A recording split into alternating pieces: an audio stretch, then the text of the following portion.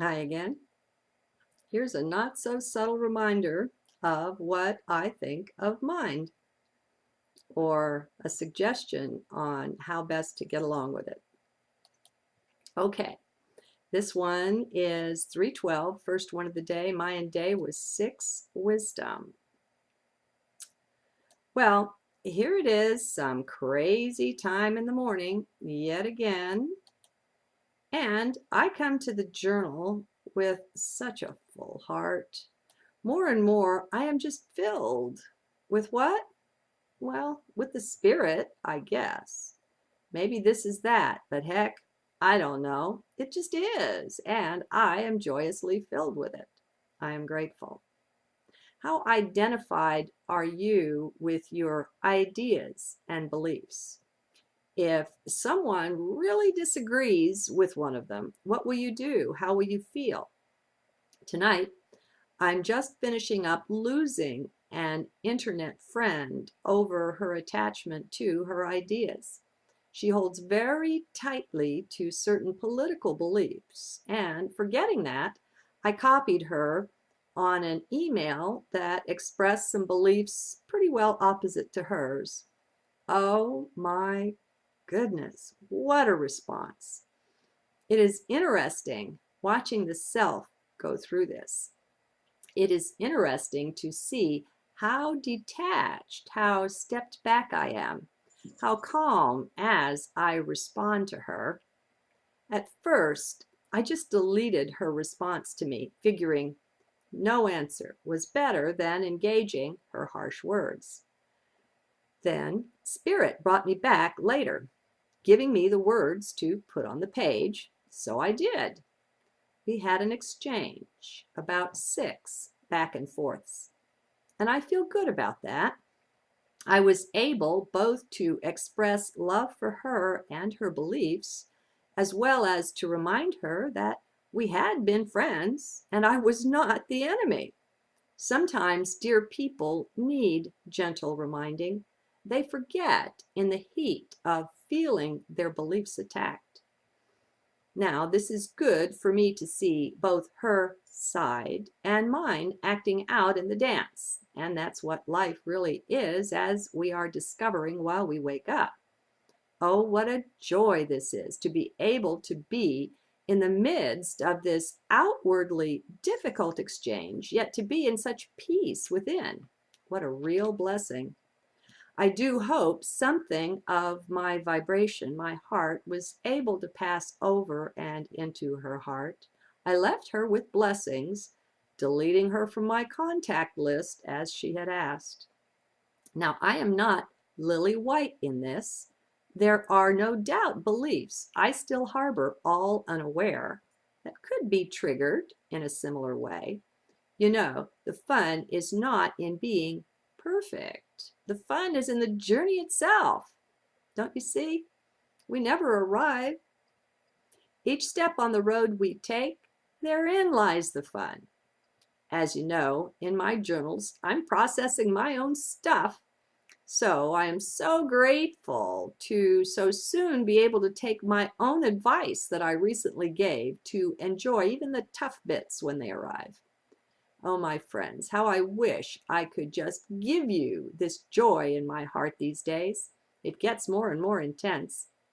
We're not talking bliss or something that takes me out of a functional state, not at all.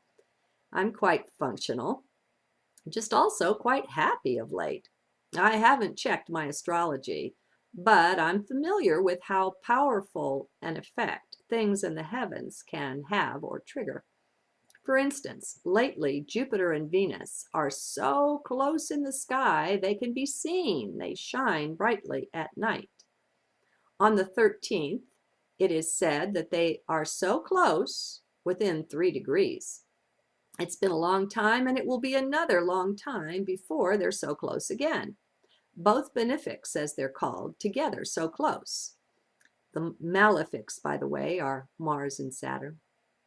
Such things can have an effect. It's funny the way we look for causes, for reasons for things, isn't it? That's mostly just mind, and maybe completely, but I'm not so sure. Heart knows how to connect things, how to weigh them as well. How to maintain balance is a thing of wisdom, which can make use of the mind. So, what have I to share here? Is it only this, that I'm feeling so great? Surely not. Well, nothing else seems to come, so let me close with a little note about gratitude. There's such a thing as a much higher level of gratitude. I don't know yet if it's one of the divine attributes. I have that question in to source. I dropped it in heart since it seems that it requires both a subject and an object, a thanker and a thankee. Now, I don't know if that's the case, that it's not a divine attribute, for source is one without a second in every instance that I've experienced. I was once taken up so very high in a prayer meditation experience that I was hardly tied to the body. I still remember that, how it felt. I remember too my heart beginning to offer its thanks, and what happened then. As I did that, I began to descend literally, and to descend in consciousness as well. So I stopped. I stopped and thought, And as I did, I rose back up. Parenthetically, I was situated somewhere way above the body's head. The meditation continued. My heart simply soared, and the thanksgiving rose up again. What happened? Well, you probably guessed it. Back down, I started to sink. I was quicker this time, or maybe it was 2 or 3 times. I was so high to stop giving thanks. It was the second or third time when it clicked just what was happening. As I rose back up again, when my thanksgiving ceased, I put 2 and 2 together. And this is what I saw. As we are enraptured, taken up to be with Source in our joy of prayer or meditation, we can be in a very high state of vibration indeed. We are in oneness, not 2, but 1. What was happening was that as I was offering thanks, I was having to separate out into 2, 1 to give thanks, 1 to receive. This violated the sacred state I was in, literally bringing me down out of it. So this was how I learned not to give thanks when taken up that way. It was very strange back then, but an experience like this is a much better teacher than 10,000 books. Direct experience is something you just don't forget. So you tell me, my friends, since my heart swells in gratitude, a gratitude that feels divine so often, I don't know about whether this is a divine attribute or not. I know that thanksgiving is not, for it violates the oneness state. I can promise you that, but you don't need me to, since it is obvious. Yet, what about gratitude, please? The kind that feels like a heart so full it could burst with joy and light. There's an exuberance there that I imagine is what makes the sun shine. It's not that it's directed to anyone or anything, even source. It's just an excess of real joy that must express. Sometimes it comes out as singing, often as tears, and often as uplifting prayer. So tell me, friends, what is your experience? What do you think? Is there a gratitude that does not violate the divine oneness? I'd be happy to know. We can learn and pick up so much from each other. None of us could possibly walk all the miles on all the roads that our brothers and sisters have walked. We each walk them for one another, so we can all come back to the divine table, back home to our heavenly family, each other, and give our report of our experience. Only when we share in those higher dimensions, we share the whole experience. We get to feel the whole thing in our brother's moccasins, not our own. It is so awesome. so much more than mere telepathy. The closest thing, once again, is found in people's near-death experiences, their NDEs. It's not so much in the life review, though it does happen there. I guess the best place I've found this expressed is by Dr. Michael Newton in one of his books. I think it was Destiny of Souls, for which I have the audio book. He describes a father and a son who had one hell of a lifetime together. Dad was a drunk who mercilessly beat his son regularly. It was a terrible and a painful relationship that wasn't healed while they were on earth. Then came the time when the son died. Dad had crossed over long ago. This was not an NDE, since Dr. Newton's work is with people in the between lifetime state. So these are real deaths. He takes the people through the death experience for their previous life. So the son was joyfully greeted by his whole family, quite a crowd gathering around. And he felt, but didn't see, someone hanging back behind the others, not being seen. This later turned out to be Dad. Yeah, the abusive one. Now, the son, first of all, was a bit surprised to see how wonderful his father looked. He looked bright and much younger, as we generally do on the other side. The dad was a bit sheepish, fully aware that he hadn't been the best dad to his son. They gingerly spoke and shared. At some point, I think either during the life review or perhaps later with their guides, I don't remember, they did a very special sort of sharing. Dr. Newton explained that especially in cases where there was such terrible pain in a relationship, so much misunderstanding and even abuse, that this special way of sharing is often taken. Now, if you don't mind me expressing it this way, it's rather like a Vulcan mind meld, a la Spock on Star Trek. It was 100% total exchange of all thoughts, feelings, understandings, and absolutely everything that they were in that life. So each one could examine literally at first hand how the other had felt and reacted and why. They could see why that had come about from the other guy's eyes. What could be more priceless, more powerful than that? I can hardly imagine. And it illustrates, treat your brother as yourself. I like to say, for your brother is yourself. Anyway, that is the sort of sharing I'm about ready for. We won't do this with everyone, of course, but when we desire real intimacy, to really get to know someone, it would be so very grand to have something like this available.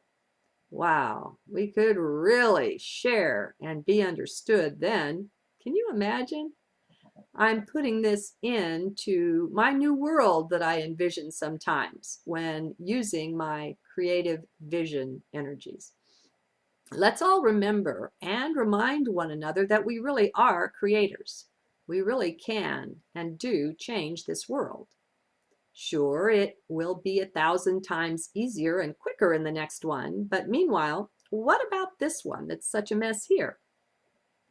Let's all do the creative visualization that uses our powerful gaze, our ray of attention, to build our own chosen paradise. This is no joke, and it's no useless exercise either. No spinning our wheels. My sense is that come the time of the final shift, if there's a moment when it finally clicks in, that we'll be getting what we've created for ourselves. What we will enter is the direct harvest of our lovely garden of belief. All the loving energy we've put into our gardening, into our meditation and prayer, will be manifest in the flesh there. We are the author of our own fate. So you can have two people side by side who won't be entering the same world, and that's cuddles. So See to what you create with thought and vision, my friends. It's no idle pastime. Vision is key, and so are you, Divine One. Let's help each other in our return to paradise, one much better than it's ever been for anyone, anywhere. Together we can do this. We have our youth, those 30 and under roughly, who have such power to visualize and simply to do. They're lightning fast. I'm so glad to be on earth this day with simply all of you. You are so wonderful, my friends. Sure, we're kind of crazy to come down here into this thing, but hey, our hearts are so moved by all the cries we heard coming from here, all the unfairness, the way the cards were stacked against the innocent. We just had to appear. So now we're here, and we forgot too. Well, let's make the very best of it meanwhile, giving it all the joy our hearts can produce. And that's some serious joy.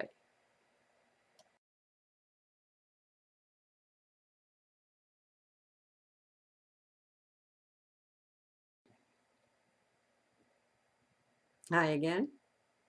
Here's a not so subtle reminder of what I think of mind, or a suggestion on how she holds very tightly to certain political beliefs. And forgetting that, I copied her on an email that expressed some beliefs pretty well opposite to hers. Oh my goodness, what a response. It is interesting with such a full heart. More and more, I am just filled with what? Well, with the spirit, I guess. Maybe this is that, but heck, I don't know. It just is, and I am joyously filled with it. I am grateful. How identify how best to get along with it? Okay, this one is 312, first one of the day. Mayan day was 6 wisdom. Well, here it is, some crazy time in the morning, yet again. And I come to the journal. Are you with your ideas and beliefs? If someone really disagrees with one of them, what will you do? How will you feel? Tonight, I'm just finishing up losing an internet friend over her attachment to her ideas.